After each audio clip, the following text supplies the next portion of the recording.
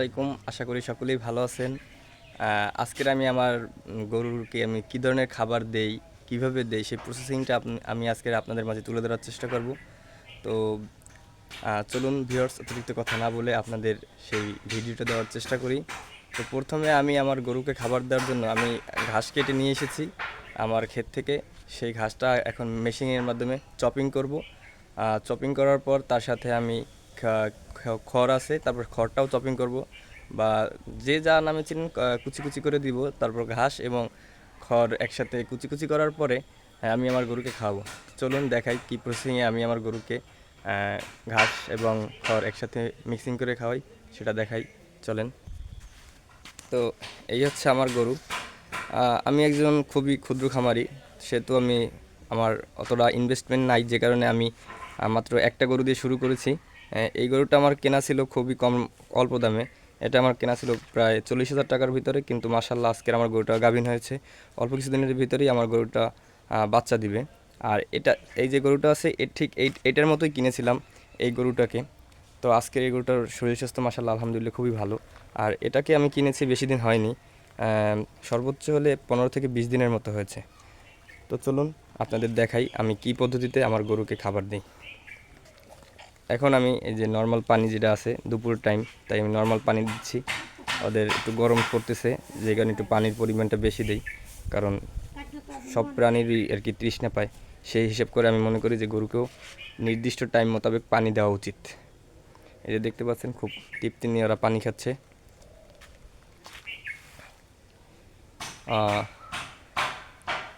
সবাই আমার জন্য দোয়া করবেন, যাতে আমি আমার এই ক্ষুদ্র খামার থেকে আমার খামারের পরিধি আরও অনেক বড় করতে পারি। ওকে দিলাম, ও খাইল না, কারণ ওর হয়তো বা তৃষ্ণা নাই, যে কারণে ও খাইল না।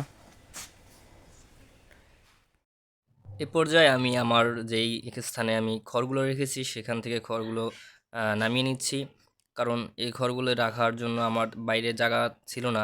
হঠাৎ বৃষ্টি এসে পড়ে, যে কারণে আমি খড়গুলো ঘরের ভিতরে রেখে দিয়েছি।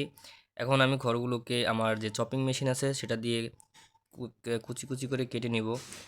আমার মেশিনটা মূলত বর্তমানে যেই মেশিন আছে সেগুলো থেকে একটু ভিন্ন কোয়ালিটির, কারণ বর্তমানে অনেক আধুনিক চাইনিজ মেশিন আছে যেগুলো দিয়ে মানে অনেক স্পিডে অনেক সময় ঘাস কাটা যায়, অল্প সময়ে অনেক ঘাস কাটা যায়। কিন্তু আমার এটা একটু আদিম যুগের, কারণ এটা মানে ব্যাকডেটেড, কারণ এটা দিয়ে তেমন একটা ভালো ঘাস কাটা যায় না। কিন্তু আমার যেই পরিমাণ গরু আছে তা থেকে এই একটা মেশিন দিয়েই যা কাটা যায় মাসাল্লাহ এতেই হয়, এর থেকে বেশি প্রয়োজন হয় না। যখন আশা করি গরুর পরিমাণ বৃদ্ধি পাবে এবং ফার্মিং বড় হবে, তখন আমি আশা করি যে চাইনিজ মেশিনগুলো আছে আপনারা হয়তো অনেকেই জেনে থাকবেন বা দেখে থাকবেন, সেটা আমি নিব, কারণ এটার তুলনায় ওটা অনেক ভালো, যা অনেক ঘাস কাটতে অল্প সময়ের ভিতরে অনেক ঘাস কাটা যায়।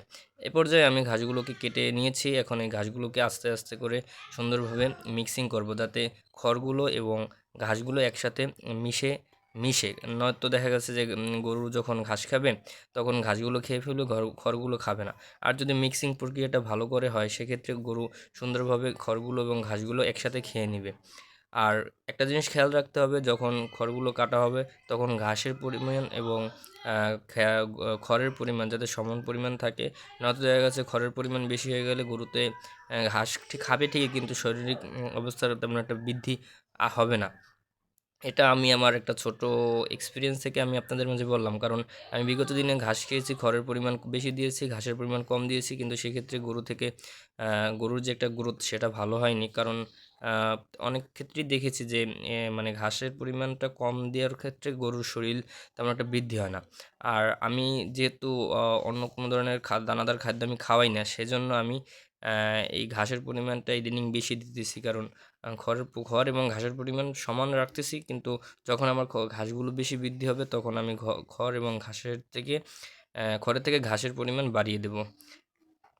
এখন আমি ঘাসগুলো ট্রেডের মধ্যে ভরে নিচ্ছি। ট্রেডের মধ্যে ভরে তারপর গরুগুলোকে খাবারের জন্য দিয়ে দেব।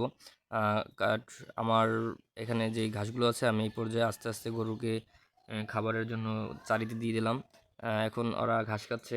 অনেকদিন যাবত আর কি কাঁচা ঘাস না পেয়ে ওরা হঠাৎ করে কাঁচা ঘাস পেয়ে অনেকটাই আনন্দিত, কারণ আমি ঘাস লাগিয়েছি অনেক আগে, কিন্তু সময়ের আমি যেহেতু ফার্মিংয়ের সাথে একদম অ্যাটাচড না, মানে আমি আমার কাজের অন্যান্য কাজের ফাঁকে যখন সময় পাই সেই সময়টুকু ফার্মিং এই গরুর পিছনে ব্যয় করি।